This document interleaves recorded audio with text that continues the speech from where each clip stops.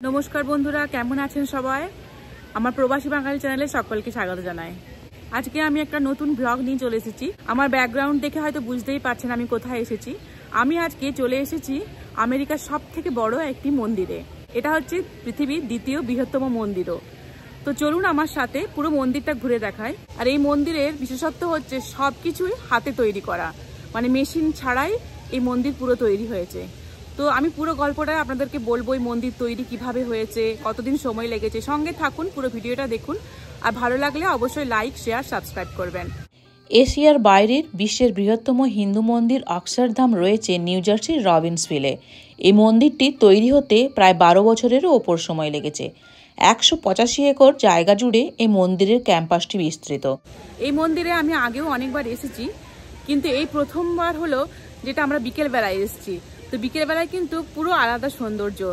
দেখুন চারদিক, এখন সূর্যাস্ত হওয়ার সময়, তো চারদিক এত সুন্দর লাগছে দেখতে, আপনারা দেখলেই সেটা বুঝতে পারবেন।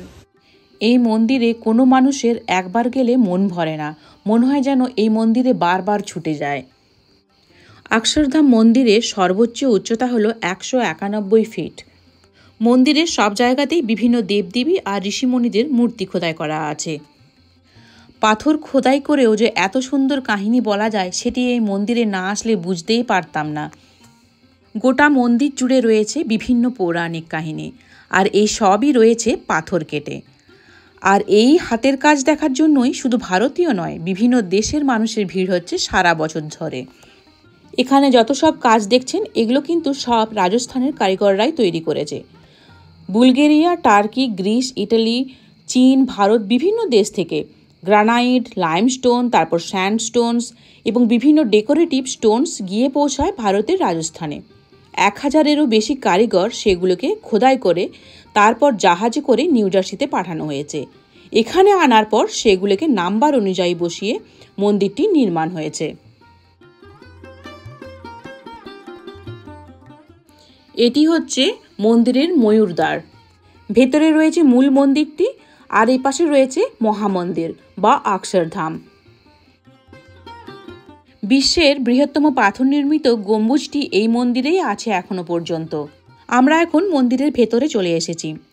এই মহামন্দিরটি উৎসর্গ করা হয়েছে ভগবান স্বামীনারায়ণের নামে।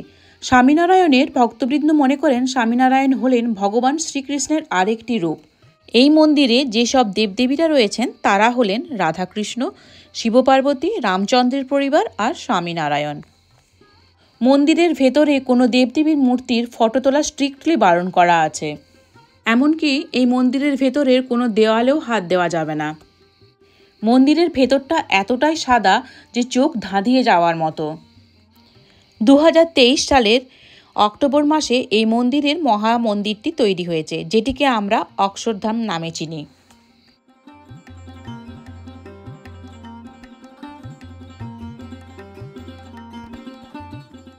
প্রায় 12,500 ভলেন্টিয়ার কাজ করেছে এই মন্দির নির্মাণের জন্য।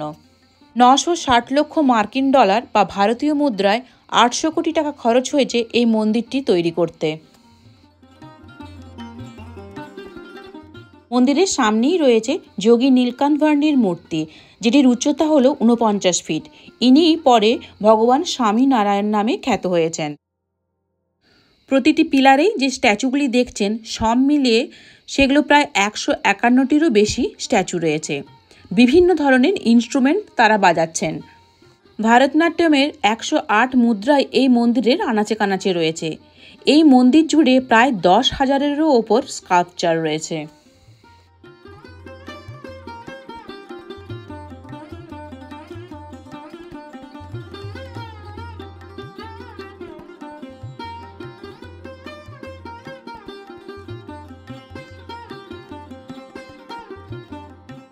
আমাদের হিন্দু ধর্মে হাতি হচ্ছে পূজনীয়। অতীতে হাতি মন্দির নির্মাণে সহায়ক ছিল। আজও মন্দিরের শোভাযাত্রায় হাতি দেবতাদের মূর্তি বহন করে। তাদের অবদানকে সম্মান জানাতে এখানে হাতির মূর্তি নির্মাণ করা হয়েছে। এখানে একসাথে আনন্দের সাথে থাকতে, খেলতে এবং প্রার্থনা করতে দেখা হাতিদের পরিবার আমাদের পারিবারিক সম্প্রীতির জন্য প্রচেষ্টা করতে অনুপ্রাণিত করে। আর যেখানে সম্প্রীতি আছে সেখানে আমরা কখনোই আমাদের যাত্রায় একা হয় না। তা আধ্যাত্মিক হোক বা পার্থিব, একসাথে আমরা অসাধারণ কিছু অর্জন করতে পারি।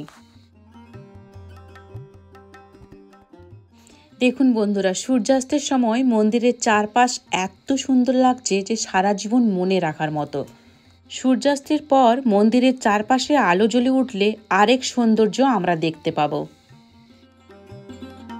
মন্দির ক্যাম্পাসের সামনের দিকে রয়েছে এই বিশাল আকারের ব্রহ্মকুণ্ডটি। এই ব্রহ্মকুণ্ডে রয়েছে গোটা বিশ্বে ৩০০টি জলাশয়ের জল। তার মধ্যে রয়েছে আমেরিকার ৫০টি রাজ্যের জল, আর ভারতের গঙ্গা, যমুনা, সরস্বতী ও সরজু নদী সহ ১০৮টি অন্যান্য জলাশয়ের জল। তাই এই ব্রহ্মকুণ্ডে ৪টি নারী মূর্তি রয়েছে, যাদেরকে গঙ্গা, যমুনা, সরস্বতী ও সরজু নামে কল্পনা করা হয়। প্রত্যেকে একটি করে কলসি হাতে দাঁড়িয়ে আছে।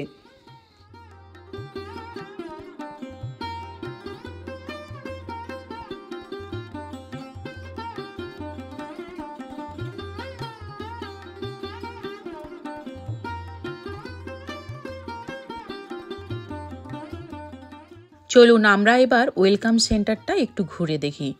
এই মন্দিরে ঢোকার একটি নিয়ম আছে, হাঁটুর নিচ পর্যন্ত জামাকাপড় পরতেই হবে, সে ছেলে হোক বা মেয়ে, না হলে মন্দিরে ঢোকা যাবে না। যদি ঢুকতেই হয় তাহলে ওরা ধুতি রেখেছে, সেই ধুতি পরে ভেতরে ঢুকতে হবে। এই যে স্ট্যাচুটি দেখছেন, এটা হচ্ছে প্রমুখ স্বামী মহারাজের স্ট্যাচু। ইনি ১৯৯৭ সালে প্রথম এই নর্থ আমেরিকাতে এই অক্ষরধাম প্রতিষ্ঠার কথা চিন্তা করেছিলেন, যেটি আজ বাস্তবে রূপান্তরিত হয়েছে। এই ওয়েলকাম সেন্টারটি সাজানো হয়েছে মূলত হাভেলি স্টাইলে, আর এটিও হ্যান্ড কার্ভড বা হাতে তৈরি। বার্মিজ টিকুড দিয়ে এগুলো সব বানানো হয়েছে।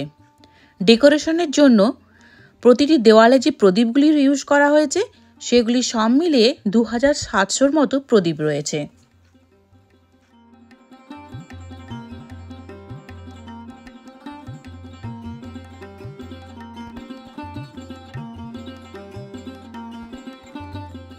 মহামন্দিরে যাওয়ার রাস্তাটি এই ওয়েলকাম সেন্টারের মধ্যে দিয়েই যায়।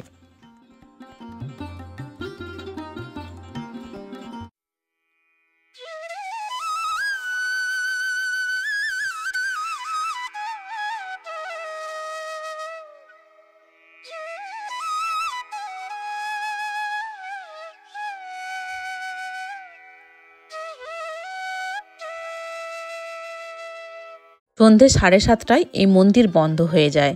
এই মন্দিরে এলে কোন দিক দিয়ে যে সময় পেরিয়ে যায় বুঝতেই পারি না। তো আমরা এখন বাইরে চলে এসেছি। এখানে যোগী নীলকান্ত বর্ণের মূর্তিতে ধূপ দেখিয়ে একটু চারপাশ ঘুরে আমরা এবার বাড়ি ফিরব।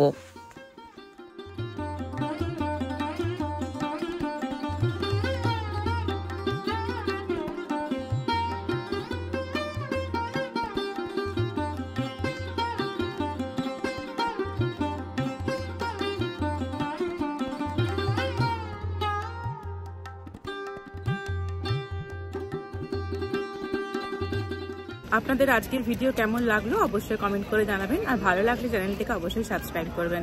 দেখা হচ্ছে অন্য কোনো ভিডিও নিয়ে, ততক্ষণের জন্য বাই।